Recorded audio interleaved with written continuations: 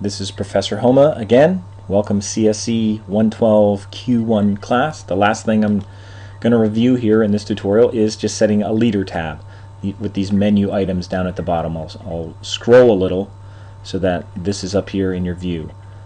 Two things I'm going to do here is set one tab, and I already have tab characters in our formatting marks, and I'm going to add a leader attached to that tab. So we're not going to be doing any putting your cursor in and hitting the period a bunch of times to get those lines before a tab. That'll be a leader. And then also, instead of tabbing at the beginning to move this over, we can actually just use a left indent. And I'm going to do that first. I'm going to highlight these three paragraphs. I could do these three paragraphs all at once.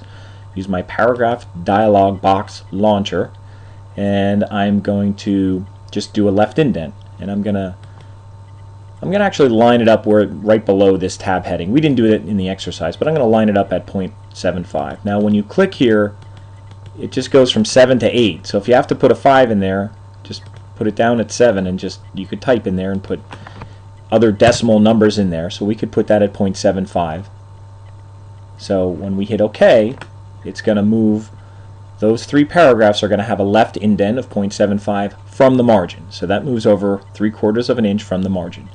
The next thing I'm going to do, and I'll go back up to my paragraph dialog box launcher, or my PDL, maybe I'll call it a PDL from now on, but I'm going to set tabs, and I only have one tab. I can only see tab, and obviously there's three paragraphs, but in each paragraph there's only one tab.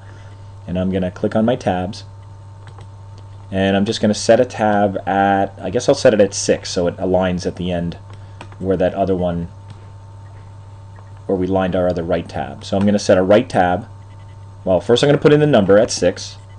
Then I'm going to say it's going to be a right tab. And what we didn't do last time was add a leader. And I can see there's a line leader, a dot leader, and dash leaders. And you could even use custom leaders if you want.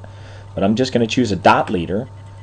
And what that'll do is it'll fill the space from where I hit the tab key to where the tab is actually set, or where the tab stop is going to be filled with dots. So I'll set this, which now it shows up here, and then I'll hit OK. If you only have one, you could just hit OK and it should set it. But I'm going to hit OK, and there's my tabs. If I wanted to spread this out a little bit, I could go back to my paragraph dialog box launcher and give a little space before each paragraph. That'll spread these out a little bit. I could also use line spacing to do that.